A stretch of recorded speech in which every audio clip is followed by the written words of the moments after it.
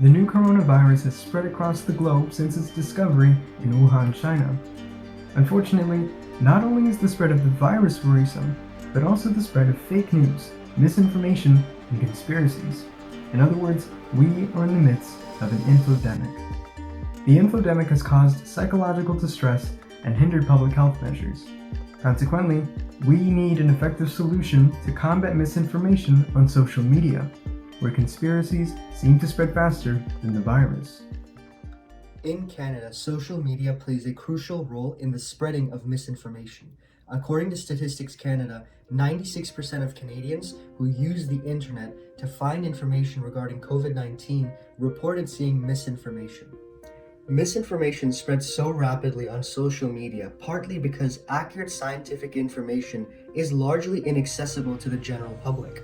This is due to the technical jargon in scientific articles and the greater complexity of science platforms like PubMed compared to social media. Our primary solution is ReadSmart, an app that makes high-quality information more accessible to the average person. By using our app, people will improve their health literacy and be less vulnerable to believing in misinformation. The first tab on our app, called the Articles tab, will display the latest, most credible information on the pandemic. There will also be a search function that allows users to search for credible articles on any topic pertaining to COVID-19. We will specifically select articles from a website called COVID-19 Evidence Network to support decision making, shortened to COVID-END. As of now, there are millions of articles on COVID-19. However, COVID-END has synthesized the highest quality of research available on the pandemic, but the information is inaccessible and presented in technical terms. Our app will bridge the high-quality research available on COVID-END with mainstream social media platforms to improve the accessibility of health information. By translating articles from COVID-END into layman terms, we will ensure that our users are presented with understandable, high-quality, and accurate information. To speed up the translation process, we will enlist the help of DaVinci, which is a commercially available artificial intelligence program. It can write and summarize human text and has successfully translated legal documents into simple English.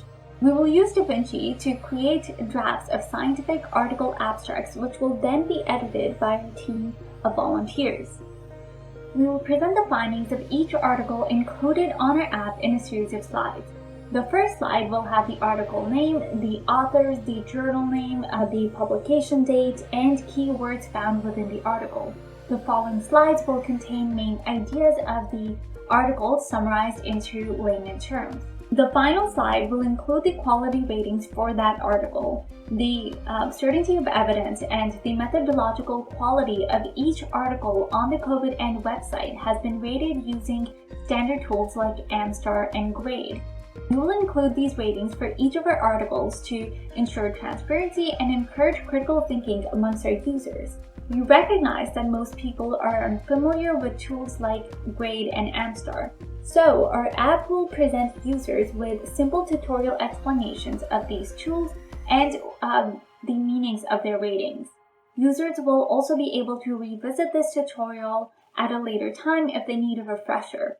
According to the World Health Organization, acknowledging uncertainty improves public trust. Our app will have an ongoing research tab that will inform people about topics that the scientific community is still uncertain about. We will have a team of researchers who will identify the top trending claims on social media and find research for and against these claims. By presenting research for both sides of hot topics, users will be more likely to keep an open mind, even if some research contradicts their beliefs. The ongoing research tab will regularly update with new research, gradually exposing users to evidence so that they will be more receptive to a scientific consensus when the research is more definitive. So some of the design features of ReadSmart will include its user-friendly layout as well as clear, concise presentation of the research articles. So users will be able to use embedded links to easily share these articles and pieces of information on social media platforms, text messaging services, even through email. Specifically, the social consensus effect suggests that if it's apparent that other people are viewing an article, sharing an article, for instance, then the individual themselves is also more likely to adopt that idea and pursue that idea further. Therefore, another design feature that we will incorporate are metrics on the app for each individual article. So this will show, well, how many times has the article been viewed? How many times has the article been shared? Additionally, we will allow individuals to bookmark posts and come back to these articles and studies whenever necessary or whenever updates are posted. So specifically, this goes hand in hand with the availability heuristic, which suggests that the more readily available that evidence for a specific idea is, the more likely for that piece of idea and that piece of information to be ultimately adopted.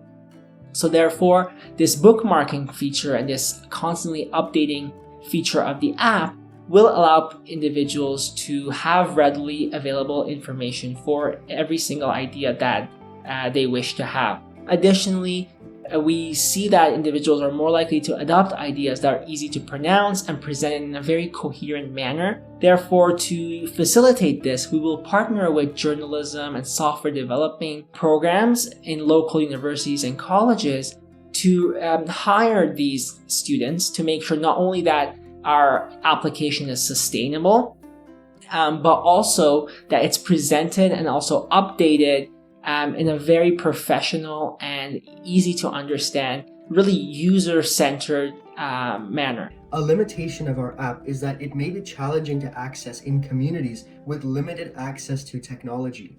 Across Canada, only a third of Indigenous community members living on reserve households have viable internet access. To reach Indigenous communities, we will form partnerships with and seek feedback of advocacy networks such as the First Nations Health Council in British Columbia.